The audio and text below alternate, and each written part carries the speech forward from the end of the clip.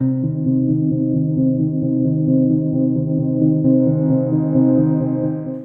saludo a todos y a todas. Continuamos con el curso sobre derechos políticos de las mujeres y en esta ocasión vamos a tratar de la lección final sobre violencia política. Y con esto concluimos todo este curso que esperamos sea de utilidad para quienes se han inscrito. Bueno, sobre la violencia política debemos decir que, como se ha revisado a lo largo de todos estos módulos que hemos tenido, todavía existen revisiones que tienen que hacerse tanto en normas como en mecanismos para lograr que las cifras suban y realmente lleguemos a la paridad en la representación. El tema de la violencia política es un asunto muy complejo porque eso no se va a resolver solamente teniendo normas y sanciones, sino también cambiando la cultura política, y es muy lamentable que esto siga sucediendo porque esa es una forma de limitar el ejercicio del poder de las mujeres. Al seguir siendo incómodas las mujeres en los espacios públicos de la función pública o políticos a los que han logrado llegar, al seguir siendo incómodas, resulta que se evidencia la subsistencia de un sistema patriarcal que no ha superado la forma de discriminar a las mujeres, y esto tiene su base fundamentalmente dentro de los partidos políticos. De tal manera que si bien las mujeres somos recién llegadas a la toma de decisiones, lo que vemos es que el espacio de este es eminentemente masculino y patriarcal e interpone barreras invisibles infranqueables, y lo que hay que hacer es romper aquello que tiene que ver, repito, con la cultura. ¿Qué es lo que se ha avanzado hasta la fecha, ¿no? Nuevamente la reforma del año 2020 hace que ya se instituya el tema de la violencia política dentro de lo que tiene que ver con el ejercicio de la política en los espacios de elección popular, y se parte por entregarle al Tribunal Contencioso Electoral la competencia y responsabilidad de conocer y juzgar los hechos de violencia política. En el artículo 70 del Código Orgánico Electoral o Código de la Democracia se establece que el Tribunal Contencioso Electoral tiene, entre otras funciones, sancionar el incumplimiento de las normas sobre financiamiento, propaganda, gasto electoral, no discriminación o violencia política de género, paridad de género, inclusión de jóvenes y demás vulneraciones de normas electorales. Como ven, el tema de la paridad y la violencia política puede ser sancionada por el Tribunal Contencioso Electoral. Y luego, si caminamos al artículo 279 del mismo cuerpo legal, la Ley Orgánica Electoral o Código de la Democracia, en cambio, allí se habla sobre las infracciones electorales, y estas se definen como muy graves, que deben ser sancionados con multa desde 21 salarios básicos unificados hasta 70 salarios básicos unificados, e inclusive con destitución y o suspensión de derechos de participación desde 2 hasta 4 años de las personas que incurran en actos de violencia política de género. Ahora, debemos ver qué es lo que se considera violencia política. Y el artículo 280 de la misma ley dice que la violencia política de género es aquella agresión cometida por una persona o grupo de personas, directa o indirectamente, contra las mujeres candidatas, contra militantes de organizaciones políticas, contra las mujeres que han sido electas, contra aquellas que son designadas o que ejerzan cargos públicos, contra las defensoras de derechos humanos, feministas, lideresas políticas o sociales, o en contra de una persona que pertenezca a su familia. Esta violencia lo que busca es acortar, suspender, impedir o restringir su accionar o el ejercicio de las funciones propias de su cargo, o para inducirla u obligarla a que efectúe en contra de su voluntad una acción o incurra en una omisión en el cumplimiento de sus funciones, incluida la falta de acceso a bienes públicos u otros recursos para el adecuado cumplimiento de sus responsabilidades. Esa es la definición que hace el Código Orgánico Electoral y de Organizaciones Políticas o Código de la Democracia respecto de la violencia política hacia las mujeres. Y luego describe algunas conductas, es decir, que si una autoridad incurre en estas conductas pudiera ser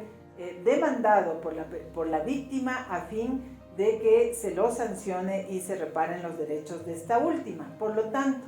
son actos de violencia política, dice la norma, contra las mujeres en la vida política, entre otras aquellas acciones, conductas u omisiones que basadas en las diferencias de género en el ámbito político se realice en contra de las mujeres. El número 1, amenazas o intimidaciones en cualquier forma a una o varias mujeres o a un miembro de su familia y que tengan por objeto o resultado anular sus derechos políticos, incluyendo inducirle a la renuncia del cargo o función que ejerce o que postula. Luego, una siguiente conducta es que se le restrinja o anule el derecho al voto libre y secreto que tienen las mujeres o que tenemos las mujeres. Una tercera conducta inadecuada es que se realice cualquier expresión que denigre a una mujer durante el proceso electoral o que esté ya esta mujer en el ejercicio de sus funciones políticas con base en estereotipos de género con el objetivo o resultado de menoscabar su imagen pública, limitar o anular sus derechos políticos.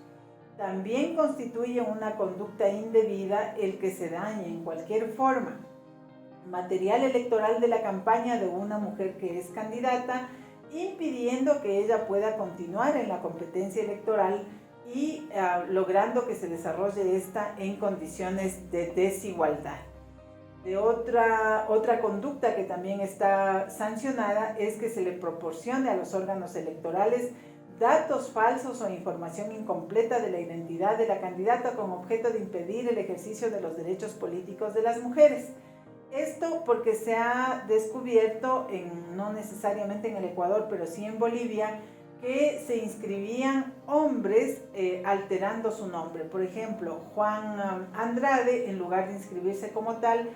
se inscribía como Juana Andrade, pero el momento de la elección pues resultaba que Juan Andrade era el portador de ese número de cédula. Este hecho es bastante difícil que suceda en el Ecuador porque aquí tenemos un sistema mucho más automatizado, pero está bien que se lo haya reconocido dentro de la norma para evitar cualquier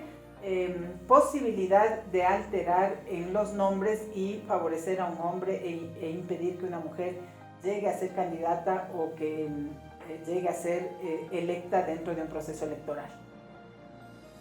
Otra conducta indebida y también sancionada es que se proporcione a una mujer en el ejercicio de sus derechos políticos información falsa, errada o imprecisa, o que se omita la información y con esta información errada o mutilada se le induzca al inadecuado ejercicio de sus derechos políticos en condiciones de igualdad. Esta siguiente conducta es muy recurrente y de la cual las mujeres sufren con alguna frecuencia, ¿no? Que es la divulgación de imágenes o mensajes que revelen información de las mujeres en el ejercicio de sus derechos políticos por cualquier medio físico o virtual, en la propaganda político-electoral o en cualquier otra, que basadas en estereotipos de género se transmita o reproduzcan relaciones de dominación, de desigualdad y de discriminación contra ellas con el objetivo de menoscabar su imagen pública o limitar sus derechos políticos. También es una conducta sancionable el obstaculizar o impedir el acceso a la justicia de las mujeres para proteger sus derechos políticos o imponerles sanciones administrativas o judiciales injustificadas o abusivas y a través de estas sanciones impedirle o restringirle el ejercicio de sus derechos políticos. También es una conducta indebida el que se le limite o niegue a una mujer de manera arbitraria el uso de cualquier recurso o atribución inherente al cargo que ocupa, de tal manera que se le impide que ella pueda trabajar y ejercer ese cargo de manera normal o en las mismas condiciones que pueden hacerlo sus similares. Otra conducta indebida es evitar por cualquier medio que las mujeres en ejercicio de sus derechos políticos asistan a las actividades en donde se toman decisiones, como por ejemplo asistir a los consejos municipales, a las reuniones o a los plenos,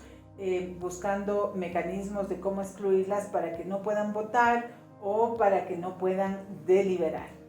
También es una conducta sancionada por esta nueva norma el que se le restrinja a las mujeres el uso de la palabra en el ejercicio de sus cargos y de esa manera impedirle el derecho que tienen a voz dentro de los cuerpos colegiados, ¿no? De tal manera que aquello está determinado como una violación al principio de igualdad y no discriminación. También finalmente es una conducta indebida el que se le impongan en función de estereotipos de género la realización de actividades y tareas ajenas a sus funciones y atribuciones de su cargo o posición o que tengan como resultado la limitación del ejercicio de su función pública. Aquí, por ejemplo, muchas autoridades que tienen un nivel superior se les pone a hacer actividades de secretaría o a disminuirle la capacidad de su gestión porque inclusive no se toma en cuenta sus pedidos, sus opiniones y eso puede ser considerado violencia política.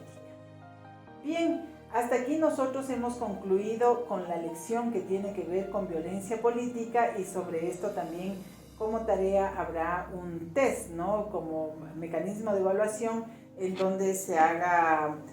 algunas preguntas sobre lo que hemos conocido en esta lección. Con la lección 9 hemos concluido todo el curso sobre derechos políticos de las mujeres y esperamos realmente que sea un aporte para el ejercicio de lo público, tanto de las autoridades mujeres que ya están electas como aquellas que tienen aspiraciones de llegar a espacios públicos desde donde se puede tomar decisiones importantes para un cantón, para una parroquia, para una provincia, para el país. Realmente la participación política es un derecho, como se ha señalado a lo largo de este curso, un derecho de hombres y mujeres y no hay por qué restringir en el caso de las mujeres que lo ejerzan, pero también tiene su correlato de obligaciones, como hemos hablado en la lección en donde analizamos lo que tiene que ver con la representatividad. Tanto hombres como mujeres también tienen deberes que cumplir con la sociedad, porque el hecho de estar en estos cargos implica la responsabilidad de responder por el mejoramiento de la calidad de vida de todos los ecuatorianos y ecuatorianas en la circunscripción en la cual ellos y ellas están representando. Bien, con esto damos por finalizado. En términos personales, yo agradezco a todos quienes se han inscrito en este curso y a quienes lo hacen y a quienes van cumpliendo cada una de las tareas, pero también agradezco a Mujeres por la Equidad de Género y la Autonomía por haberme invitado a ser docente en este tema tan importante para los derechos de las mujeres y para la vida política del país. Muchísimas gracias.